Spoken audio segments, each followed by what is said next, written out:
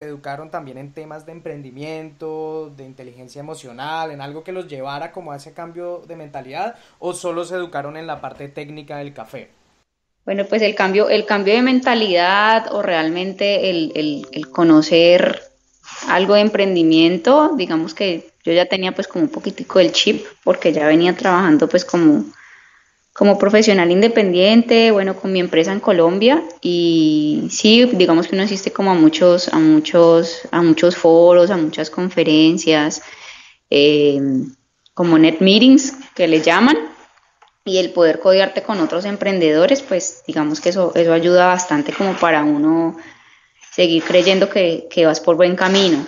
Estaba yo contándole a mi esposo de una empresa en Colombia, en Cali específicamente, de una pelada que empezó a hacer como una poción para su cabello y el esposo le dijo, ve, por qué no empezás a comercializar eso? Y pues efectivamente ella empezó a hacerlo y ahorita la vieja vende, o sea, es shampoo, bálsamo, vende tratamiento, crema para peinar, o sea, está haciendo desarrollo de productos y generando pues como una comunidad alrededor de eso bastante buena. Entonces digamos que no es solamente el hecho de uno educarse, porque eso es bueno, sino que también como que uno mira alrededor y uno dice, o sea, si otras personas lo están haciendo, ¿por qué no yo? Entonces digamos que en mi caso pues como que la formación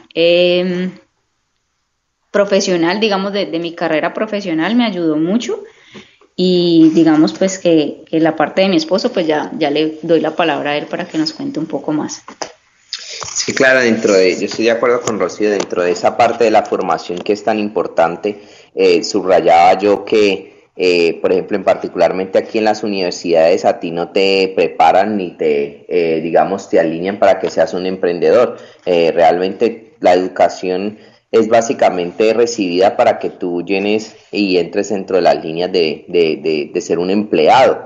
Pero al haber estado yo en este país por varios años me empecé a dar cuenta de algo que era bien marcado entre lo que una persona era y podría alcanzar, digámoslo así, mientras continuaba siendo un empleado hasta los 65 años que se jubilaba, y lo que un emprendedor podía alcanzar en quizás mitad de ese tiempo, quizás menos tiempo.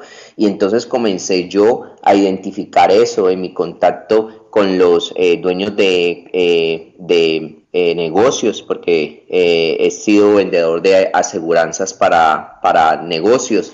Me empecé a dar cuenta de esa particularidad, me empecé a dar cuenta de hacerle preguntas y hablar con ellos de cómo comenzaron, de qué hicieron, y me empecé a dar cuenta y a comparar digamos, ese emprendedor con una persona que trabajaba para una compañía y esperaba jubilarse a los 65, algún día tener tiempo para hacer las cosas que quería. Rápido me di cuenta que había una gran diferencia y que el camino era por allí.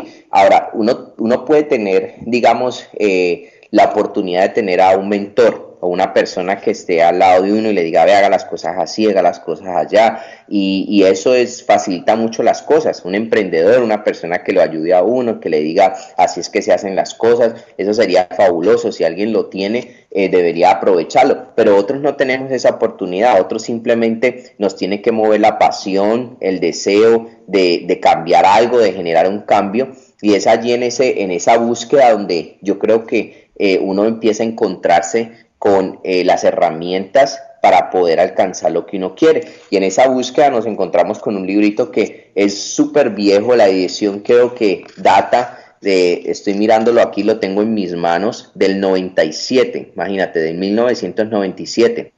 Y muchos pudieron haberlo tenido en sus manos y quizás leerlo por obligación en la universidad, o nunca realmente lo tuvieron ahí, lo leyeron de pasada y no le pusieron atención. Pero cuando este libro cayó en mis manos, yo le puse tanta atención que fue como el gatillo que me impulsó a hacer eso, porque digamos que yo siempre decía, si yo tuviera un mentor, si yo tuviera alguien que me enseñara diferentes cosas que yo sabía que estaban allá, pero no sabía cómo encontrarlas. Lo encontré comenzando en este libro y eventualmente más material que esta persona también ha desarrollado. Mi esposa lo mencionó y se llama Robert Kiyosaki y el nombre del libro es el Padre Rico y Padre Pobre. Y en este libro tú encuentras la diferenciación, o él hace me encanta la forma porque lo escribe tan sencillo en un lenguaje tan simple, pero te hace la diferencia entre la mentalidad de un padre rico o de un padre empresario y la mentalidad del padre que viene de ser un empleado por años y que piensa que el camino de ser empleado es digamos, el mejor. Y él te compara las dos escenas, las dos familias, las dos maneras de pensar, las dos maneras de responder a cosas diferentes. Y entonces empecé a identificarme con lo que él había vivido y con lo que debía yo hacer y moverme. Y ahí es donde comienzo digamos, a prepararme mentalmente, a transformar ideas, vocabulario y cosas que antes no podía yo, aun cuando tenía la educación financiera, de negocios, yo podía entender muchas cosas de negocio, pero yo creo que sin haber obtenido esto me hubiera quedado muy difícil entender que más de la educación y más que eso tenía que haber otro componente adicional a eso.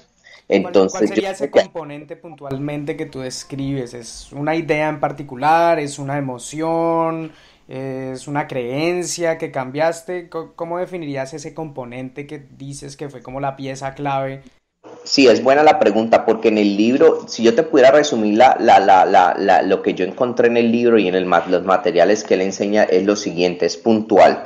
Es la persona que viene de una familia, como lo había mencionado antes, de negocios que crecen en un ambiente así, tiene una mentalidad completamente diferente a las personas que quizás han crecido en una casa donde pues la familia simplemente pues están acostumbrados a ser empleados.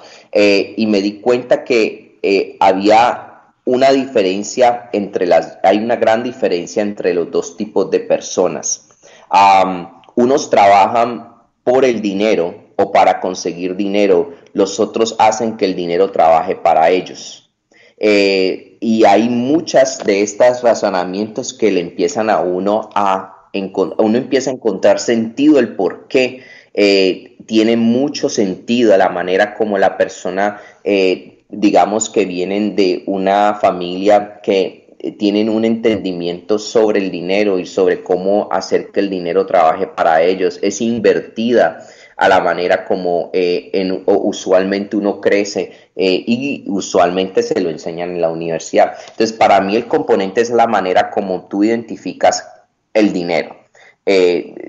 Obviamente, cuando tú tienes un negocio, obviamente va a generar dinero, pero yo no voy a trabajar para el dinero. El dinero eventualmente tiene que trabajar para mí. Y en esto entra la manera como tú vas a empezar a ver el dinero. ¿Qué es el dinero para ti? ¿Qué es el money? ¿Qué es qué representa el dinero para ti? Es cómo va a cambiar tu filosofía de decir cómo o por qué emprendes el negocio. Entonces, la clave es entender esa diferenciación en que la gente rica o la gente de empresas, de gente que tienen empresas por años, le educan a sus hijos y les enseñan a sus hijos a mirar esto y de la manera como la mayoría o el gran número. Mira, la última clase que tuve en economía mostraron unas estadísticas. ¿Tú sabías que aproximadamente el 1 o el 2%, el número de personas de los Estados Unidos tienen el 90% de las riquezas de Estados Unidos? O sea, la distribución de riquezas del 90% de este país está concentrada en el 2%. El resto, que es el 10 más o menos, el 10% de la riqueza está distribuido en el restante, que es un 98% más o menos. Eso es una cifra loquísima. Entonces, la riqueza se ha concentrado en un 2% de personas que han identificado cosas como estas y que las mantienen allí, que para ellos son muy normales hablarlas, conocerlas, entenderlas. El resto digamos, del 98% de la población viven con la misma mentalidad de graduarse, conseguir un trabajo que más le pague, trabajar duro hasta los 65, cuando tiene los 65 años, ahorita sí dedíquese a viajar, tenga una casa grande y compre las cosas que quiera y se mueren a los 75. Entonces, es un detonante, es un cambio cuando uno toma una decisión y dice, yo no quiero eso, hay un cambio que tengo que generar.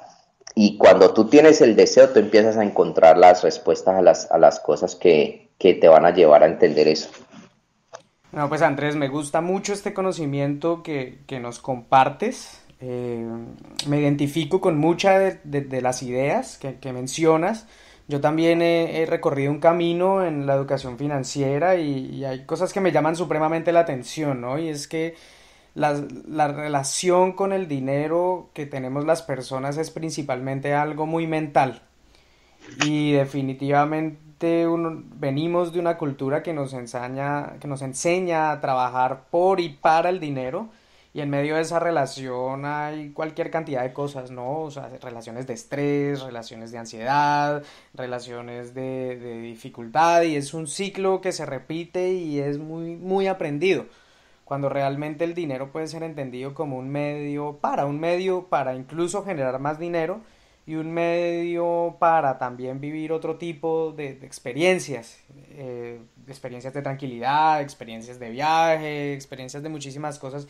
Y yo creo que es valiosísimo esto que nos estás compartiendo y clave y agrega mucho valor también entendiendo el país en el que venimos. Yo leí hace un tiempo una noticia que decía que Colombia ocupa uno de los últimos lugares en educación financiera en el mundo, lo cual quiere decir que las personas en Colombia estamos lejos, la gran mayoría, de empezar a vivir estas ideas que tú hoy en día nos estás compartiendo. Y yo lo que pienso es que, claro, no tiene en sí solo nada de malo ser empleado, pero la dificultad es que hay escasez de empleo para todos. Necesitamos más empresarios en el mundo, por un lado, tengan la capacidad de generar empleo para aquellas personas que conscientemente puedan decidir ser empleados, y se requieren más empresarios, más personas que enseñen a relacionarnos con el dinero de una forma distinta. Me gustaría puntualizar ahora en ese camino de cambiar de conciencia y de mentalidad hacia una mentalidad de ser empresario. ¿Qué dificultades y qué miedos ustedes han tenido que vencer? Claro, esa es una muy buena pregunta, fíjate, porque realmente la parte del temor y del miedo yo lo veo constantemente cuando le comparto a la gente de simplemente emprender, de ser un emprendedor. Es pasar de las aguas calmas, de la seguridad de tener un cheque semanal, de tener beneficios, de que, bueno, el que está arriba es el que decide y yo no tengo que ver en las decisiones. Al fin y al cabo él le va a tocar tomar decisiones por mí y buscar cómo pagarme, a decir yo soy el que tomo las decisiones ahora, y estas decisiones no todas las veces van a ser las correctas, y uno quisiera que cada decisión que uno toma fuera como la que lo llevará a uno 100% a lo correcto, pero no es así. Por el contrario, ya uno empieza a aprender con el típico, lo que se conoce como, ¿verdad? El error, corrige uno, se equivoca, corrige, se equivoca, corrige, se equivoca, corrige. Y en ese se equivoca, corrige, pues simplemente pues vas a aprender muchas cosas. Pero digamos que los temores en sí, como tal, siempre van a ser parte o van a estar allí en lo que tú haces. La pregunta es si los vas a poder vencer, porque si no los puedes vencer, entonces lo más seguro es que vas a retroceder. Vas a decir, no, esto no va a funcionar, esto no va para ningún lado, nada está saliendo bien, voy a volver a ser empleado. A ese punto simplemente la persona, para mí, para mi opinión, a ese punto la persona comenzó antes de lo que hablábamos un punto atrás, que era nosotros con Rocío no comenzamos sino hasta cuando nosotros estábamos completamente convencidos ya de que era lo que queríamos por nuestros odios y nuestros amores. Y decías, yo me puedo quedar aquí el resto de mi vida y tener seguridad y tener todo esto,